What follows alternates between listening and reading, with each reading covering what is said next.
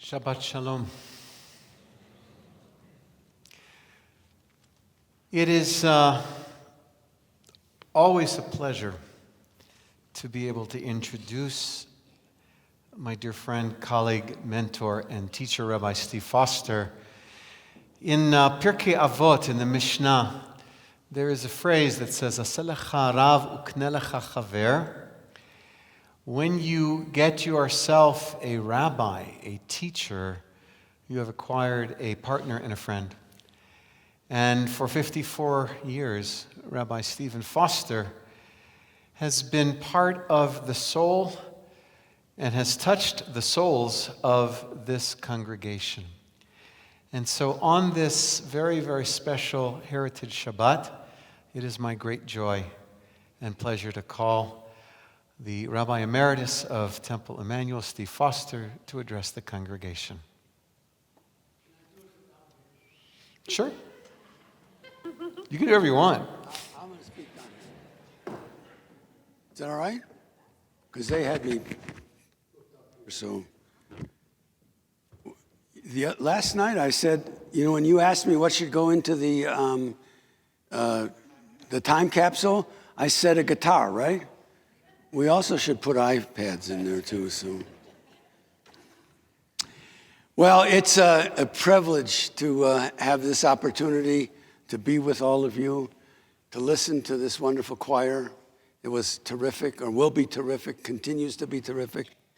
I know we're all grateful for your being here, grateful for all of you guys. I hope Steve is okay. I hope he'll be better. Tell him. Is he online? You don't know? Well, Steve, since you put this whole thing together, hello, we hope you feel better, and you can turn around and wish Steve everything good. Good. I'm done now. So it's really a privilege to be here, and this is a very fun weekend for lots of reasons. First, I want to talk a little bit about why I'm here. I'm here for two reasons. Number one, I'm an old man.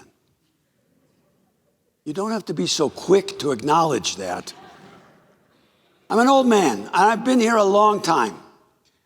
And it's been a wonderful opportunity for us. But number two, I think this weekend is special because of last night and that wonderful video. And if you haven't seen it yet, make sure you do. It is a great opportunity to learn something about our congregation that many of you didn't know, many things that you didn't know. And you have that opportunity because so many people in the congregation made that possible, including Don. Where's Alan? Is Alan here? I thought I saw Alan. Alan, raise your hand if you're here. Alan Gass. There he is. The two of them, in terms of the history of this congregation, they made it come alive. And of course, Danny, I have to say, I'm very proud of you. And so, I'll stop. And so is your family. We're all proud of what you've done. But it wasn't just the video, it's also the book that's coming out tonight. And we want to thank Leslie and Leslie Schaefer. Where's Sharon? I know she's here because I saw her. Where are you, Sharon? Oh, there she is. Leslie and Sharon, because they made it happen. I read that whole book, cover to cover, and looked at the pictures too. And it was okay. Those pictures were fine. It was not a Playboy magazine. It was 150 years of the temple, which is great. It was a terrific book, and it is a terrific book. And I urge all of you to take some time to read it, because you'll also learn some things about this congregation. I want to talk about three things tonight. And I promise I will try to make it very short. That won't happen, but I'll do my best, okay? First, I want to talk about perspective, because that's what I think they asked me to speak about tonight. And that's the perspective of Not just 150 years, but specifically for me, these 54 years that we've been able to serve this congregation. And it is, from a rabbi's and cantor's points of view, this is service. And we love what we do. I'm going to talk about that in a few moments. But my perspective is perhaps different than other people's. So I want to talk a little bit about perspective. Second, I want to talk about the fact that I can't speak for all rabbis, that's for sure. But in some parts of what we do, I can speak for all rabbis. And I want to tell you what I think that's about. Because this is not just a place where we read prayers, whether it's in a siddur or up on a screen. This is a place that transmits values. And it's not just a Reform synagogue that transmits values. Conservative and Reconstructionists and Orthodox and right-wing Orthodox and far-left people, we all have at the base of who we are, we want to transmit values. And I want to talk a little bit about what I think rabbis care about. And lastly, I want to talk about what I think the focus of this congregation in particular is now and ought to continue to be. So let me start by talking a little bit about perspective. This is a huge congregation. This is not just a big congregation. It's a huge congregation. There are maybe 15 congregations in the country larger than ours, which means that many people look to us and get guided by what we might do. Whether we do it right or we do it wrong, we try to do things right, but this is a big place, and we have to recognize that as a congregation. Yes, we were the first ones in Colorado. I understand that. But it's not just being the first. There is something special from my point of view that this congregation represents. And I wish other congregations represented it. And I'm going to give you some examples of this. This is not a congregation that is just led by rabbis and cantors. That's not who we are. This congregation is led by staff, a lot of staff. I know we don't think about it too often, but the truth is that there are people on this staff that most of us, most of you perhaps, will never meet. And yet they make this place function. And not just today. I've been here 54 years, and it's always been that way. And whether it's part of a secretarial staff or a greeting group of people, or whether it's part of a group of people who are custodians. There's a staff here, and we cannot forget that. And secondly, there are lay people here. All of you. None of us could do what we try to do without the lay people of this congregation, the lay leaders. Because lay leaders help give us direction. I want to give you an example, a personal example for me. I'm glad you're here. I want to give you a personal example. A number of years ago, some of you will remember this is a long time ago, 1991 and 92. There was a proposal to put on the ballot of Colorado a law that would say gay and lesbian people could not have special, that's what they called it, special rights. And of course, there were a number of us who got involved in the No on 2 campaign, and I was asked to chair that No on 2 campaign. And I said, before I say yes to that, I want to tell you, I can't just do that. I want to go to talk to the people of my board and ask them whether or not they think I should do that. And I went to a board meeting, and I laid out what I was being asked to do. And the board, without exception, said, we know who you are. If you didn't say yes, we would be surprised. Of course you should do that. You don't necessarily understand what that meant, but what it really meant to me was the leadership of this congregation was behind what it was that we were trying to accomplish. And that doesn't always happen. I know synagogues all over, and I know a lot of synagogues in town where lay people fight for leadership, and it doesn't help the values of the congregation. So from my point of view, it's important that we remember the staff and the lay people of this congregation, because they are the ones that help us to do what we do. I also think we ought to know that we have pride in this place. Real pride.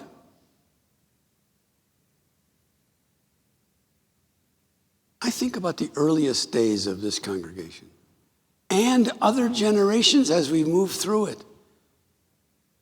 When this congregation was founded 150 years ago, it wasn't like this. But there were still issues that the congregation and the leadership had to come to understand if they were going to be a congregation in the future. If they were going to see us 150 years from now.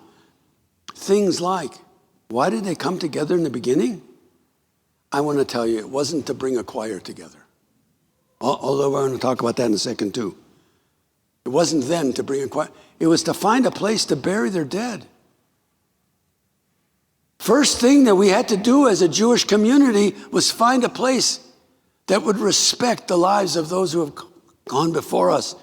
And they didn't have to wait 20 years to do that. They had to do it. And as they were doing that, they said to themselves, how are we going to teach the next generation? And so these lay people got together and said, we have to have a school. And if we're going to have a school, we also have to know, well, we'll have kids in that school. And in a Reformed synagogue, are we going to have bar mitzvahs? Never bat mitzvahs in the 150 years ago, but are we going to have bar mitzvahs? Because for many, having a bar mitzvah in a synagogue like this was saying we're moving to a tradition. So they had to deal with that. They had to deal with weddings. They had to deal with kippot. They had to deal with talesim. They had to deal with all of those things that we take for granted. And they really were things that were on their plate at the time. To say nothing of the music. I want to say something about that music tonight because I think something has happened tonight that I very much appreciate. I feel home. Thank you, Cantor.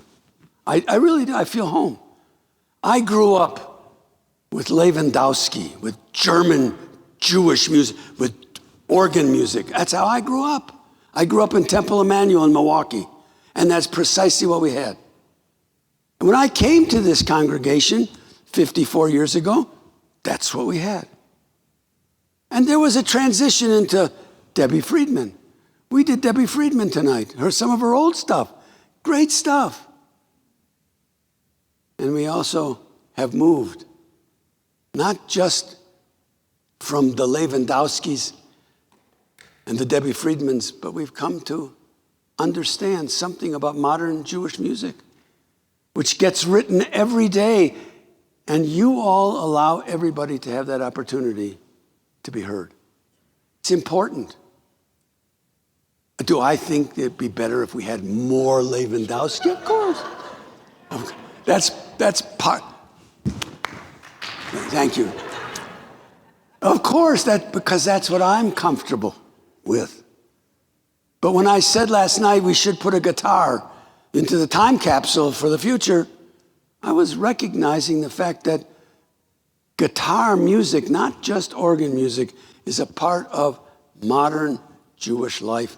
And tonight we had experienced all of it. And I want to thank you for that, because that's what this congregation ought to be about.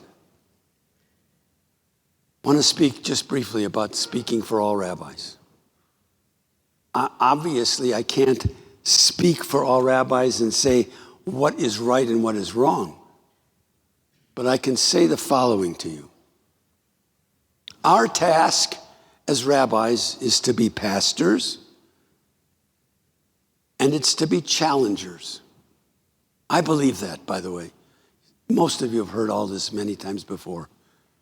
I'm just telling all of this to those of you who have never heard me speak before. But the truth is,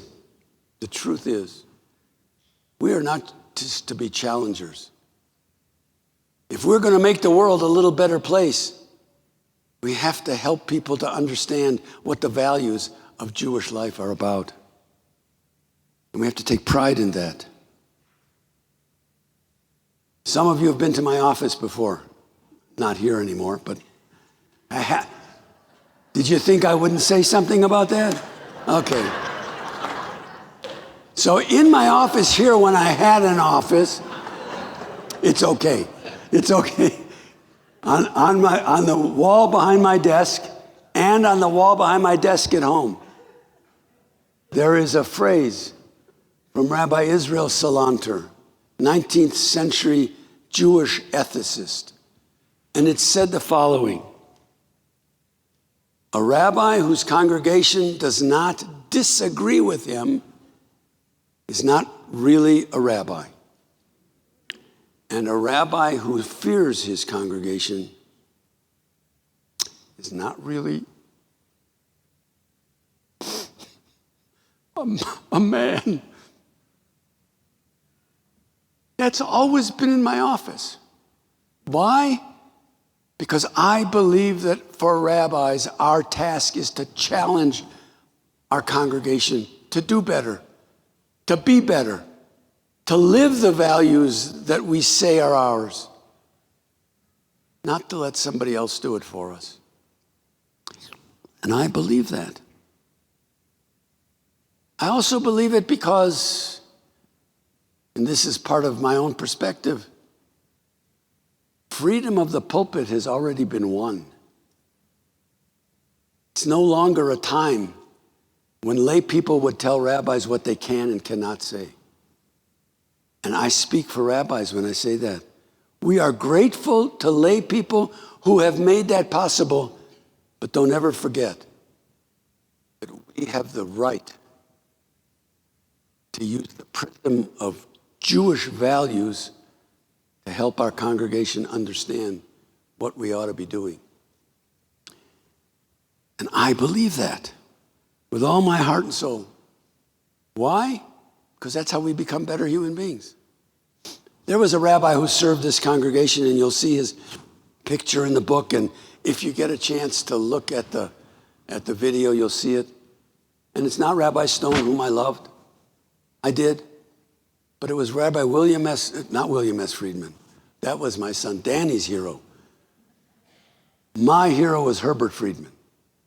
Herbert Friedman was a rabbi here from 1952. And he came to my congregation in Milwaukee when he left here, a few years before my bar mitzvah. And Herbert Friedman did what rabbis should do. He spoke about Senator McCarthy during the McCarthy era. Some of you don't know about that. But he spoke about the vile things that were taking place against good people in this country. And he wasn't afraid. Were there people who didn't like what he said? We're all Jews. Of course there are people who didn't like what he said. But lay people made it possible for us as rabbis to have freedom of the pulpit, to say those things that need to be said. I believe that. I say that to rabbis and speak for rabbis for another reason. Let me just give you one other example. I'm looking at you because her dad was angry with me for a long time. We loved each other, but he was angry with me. When I first came to Denver, it was okay to serve shrimp and crab and lobster at wedding events or bar mitzvahs. It was okay. But God forbid anybody would put a piece of bacon on a plate. There were forbidden foods on both sides, right? Before I became the rabbi, I went to the board and I said, dear friends, I don't care what you eat at home. I don't care what you eat out. But I do care what people come here to eat. This is a synagogue. And I said to the board, I said, I really think we really ought to have all forbidden foods or none. I made the case, board voted, and they agreed with me. Except her dad. And some others. Arthur didn't agree with me either. But that's what this community has always been about. We talk through the issues that may even divide us, because that's what the rabbinate is about. Lastly, I just want to talk briefly about what our passions ought to be. I believe with all my heart and soul that the issues that we confront every day as a community, not a Jewish community, as a community, needs the voice of religion. Whether it's Protestants, Catholics, Jews, Muslims, atheists, we all need to be heard. Where those voices rise. And I believe that those issues that divide us today are not political issues. They are value issues. They are religious issues. The women of this congregation, I would venture to say 99 and 44, 100%, and the men of this congregation as well, support a woman's right to choice. Why? Because Judaism speaks to those issues. It doesn't say in the Talmud or in the Torah, abortions are okay, using those words. But there are values that are transmitted through our literature that says a woman, for example, whose child has endangered her life, that child could and should be aborted because that child is a rodef, a pursuer of life. It's just the very basic stuff. And I know that none of us want to see abortion used as birth control. But we do want to see women have the right to make those decisions for themselves. And that is a religious issue, not just a political one. And the same holds true for guns. And the same holds true for gay rights. And the same holds true for all of those issues, even the economy and how we treat poor people. Those are issues that need to hear the religious voice. For 150 years, this congregation has lifted those issues up, whatever they are, in whatever time. And I truly hope and pray that we will continue to do so for the next 150 years and not allow others to take those rights away from all of us. Lastly, also in my office, I have a wonderful, wonderful cartoon. I share this with people all the time because I believe it. Charlie Brown and Snoopy. On the wall. Charlie Brown and Snoopy are facing the ocean, and you see them from the back. And Charlie says to Snoopy, Snoopy, one day we're all gonna die. And Snoopy says, yeah, Charlie, that's true. But on all the other days, we're not. This is the beginning of those other days. I appreciate your patience. And I thank you very much for allowing me, in one way or another, to have served as a rabbi in this congregation for these many years. Shabbat shalom.